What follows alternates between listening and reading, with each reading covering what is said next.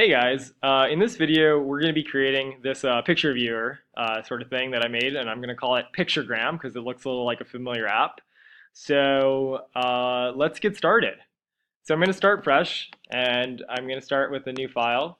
So I'll save it, and I'm going to call this file Picturegram. So I'm going to put this file in the same folder that has all the images that I'd like to use. So I'll save that right now. Now I'm going to create the same HTML document structure that we always start with. I'm going to call the title of my webpage Picturegram. And I'm going to start adding some stuff to the body. So it looks like the first thing I need is I need a header 1. So that will be Picturegram. And then after Picturegram, I need some images. So let me add all the images from the folder. So I've got 11 images. And these are actually all pictures from my Instagram, and they're already all the same size, or almost all the same size. But a couple of them are a little larger than the others, but they're already all square, so that should make things a little bit easier. So I'm going to create an image tag for each one of them. The source will be, let's see, because we're already in the same folder as our image, the source will just be the file name. So I'll type image1.jpg. And that will give me this first one. So I'm going to do that for all of them. So I'll just copy and paste this. And I think that's 11, so let me just change the numbers.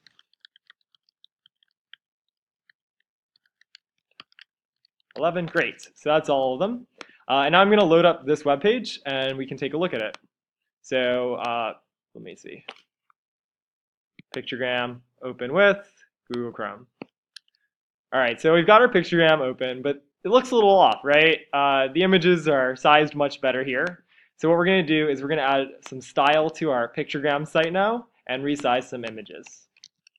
So we've got style. Oops, I want to do it so that it comes out better. So style.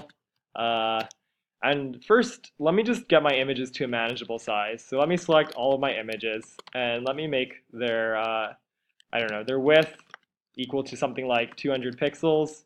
And their height auto. So now all the pictures are the same size, and it's a little bit more manageable to look at. If I make the window larger or smaller, it will change how many of them fit in a row depending on how many can fit. So looking at the final product, it looks like what we want to do is we want to style it so that we have one big picture, image 1, and then the rest of these pictures all the same size. So this is the first time that we're encountering this, where rather than applying the same styles to every image, we want to be able to apply specific styles to one image, and then specific styles to the rest of the images. So in order to select this first image, what I'm going to do is I'm going to give this image something called an ID. And so I'm going into the image tag, and I'm adding another attribute called the ID attribute. And this will be a reference with which I can refer to the first picture. So I'm going to call this picture main pic. And I'll save it, and I'll refresh it. So the first thing you should notice is that main pic doesn't do anything on its own. Main pic is a word that I've made up, and it's going to allow me to refer to picture 1. So the way that I can refer to just picture 1 and give picture 1 some style is I can say, select the thing with the ID of main pic. And so when we're referring to an ID, we use a hashtag. So we have hashtag main pic. And now I can apply some specific styles to main pic.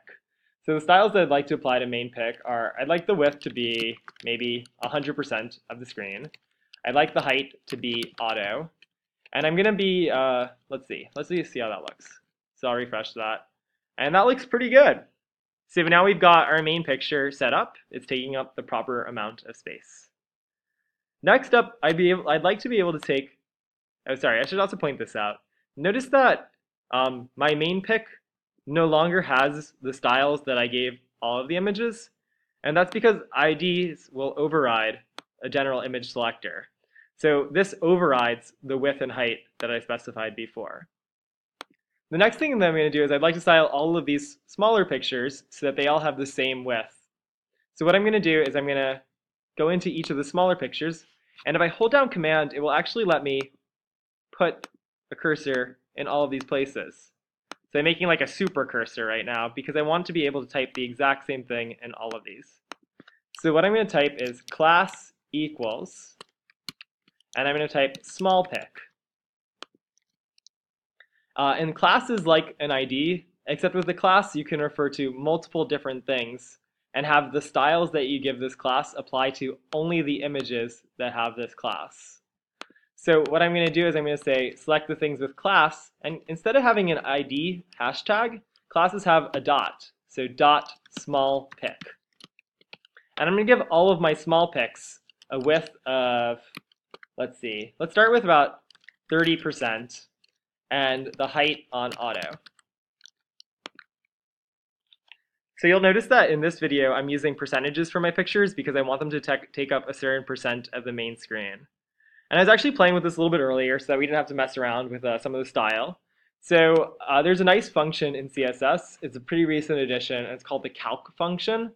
So what I'm going to do is I'm going to have it take, oh sorry, I'm not at the Calc Function yet. Excuse me, pause, rewind. Before we get there, I want to add a couple of more styles to the pictures. So I'm going to be using some style things that aren't necessarily too familiar to you, but I think you'll catch on. So what I'm going to do is I'm going to give all of my small pic images something called a margin of 5 pixels. And that's going to spread out the distance between them. And so now you see they're a little wider apart. Now that they're a little bit wider apart, now I'm going to add the last feature that I was saying about the width. So what I'm going to do is I want them to perfectly match up with the edges of this large picture. So what I'm going to do is I'm going to put, instead of 30%, I'm going to have CSS do a calculation, which is find 1/3 of the entire width, and then subtract 13 pixels from it. And I think this is the right amount to get things to match up. Not quite, right? It looks like the big picture is a little large. And I think what I did before was I also applied this margin to the large picture as well. So let me save that and reset that. And instead of having the large picture be 100%, I had the large picture be calculate 100% minus 10 pixels. And the reason why I'm having it calculate that is instead of taking up 100% now, because that margin is 5 pixels on both sides, it should be 100% minus the 10 total pixels of white space. So I'll save it and refresh it. And now things are looking pretty good. My large picture exactly lines up with my smaller pictures. So let's see. It looks like because I gave the small pics a height and a width, and the main pic a height and a width, this height and width are actually irrelevant now to the project because I'm overriding it using my ID and my class. So what I can do though is maybe I want to give all of my pictures some style that they have in common. So maybe something that I'll do is I'll add a border to all of my pictures. So I'll do a border and maybe 2 pixels solid turquoise. Oops, turquoise. Wow, turquoise. Why do I always pick turquoise? Okay, and then refresh it, and now I've got the border. But one thing you'll notice is that seems to have messed up the alignment for the smaller pictures. And the reason why that messed it up is this little border that's 2 pixels wide added an extra 2 pixels in between the pictures, and so now there's not enough room here to fit the third one. There's an easy fix for this, which is a pretty modern addition to CSS as well. And so what I'm going to do is I'll say select all of the different elements on the page, and we're going to apply this property to all of the elements. That's what the asterisk means in this case, is it's like all of the elements. So what we're going to apply is box sizing border box. And I'll show you what this does.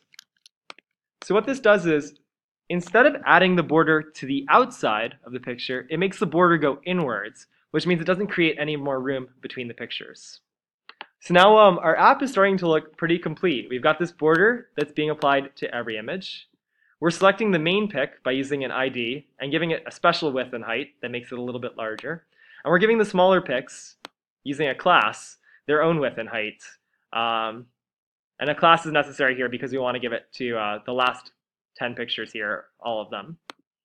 All right, so there's a couple of more things that I want to do stylistically. It looks like my H1 should be centered, so I'm going to do text align, center. I really like the idea of getting this kind of Instagram-y cursive looking font. And so that font is not a font that I have on my computer. It's actually a font that I have to connect from a website. So I'm going to go to Google Fonts, which is a nice place to find fonts if you can't find a font on your computer you like. I'm going to search for this font. I know its name actually. It's a very famous font. It's called Lobster. And I'm going to add this Lobster font to my web page. So the way you have to do this, because this font lives online, is a little different from how we did it when our fonts were part of our font book. So I'm going to click select this font, and then I'm going to go to this pop-up tab at the bottom, and Google actually helps me out. In order to install this font, what I have to do is, before my style, I have to copy this code. So I'm going to put that right before my style. And that's basically linking this font from the website into my document. You'll notice that if I just have this line of code though, it doesn't know to change the font. So the way I change the font is I go to my H1 and I say font family. And now that I've installed this Lobster font, I make the font Lobster. So I'll save it and I'll refresh it, and I've got that nice Lobster font right there. Next up, I'm going to be changing the height of that font. So maybe, let's see, font size, not just the height, but the whole font, something like 50 pixels could be good here. Let's save it and refresh it. And I noticed that I have a lot of white space above and below. So what I did is I made the margin, which we actually used down here. It was the spacing between these elements. I'm going to make the space between these elements and the space between the top equal to 0. And that tightens it up a little bit, and for me it looks a little better. So I'm going to shrink this back to the size that I started it with because I like that size. Alright, so things are looking pretty good. You'll notice that there's one more feature that my images, that my original one has. And it has this feature that if you hover over the images, it changes the border. So I want to add that here.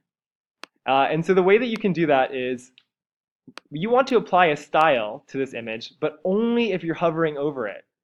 So the way that you do that is you put image, and then you use something called a pseudo selector, which is images : hover.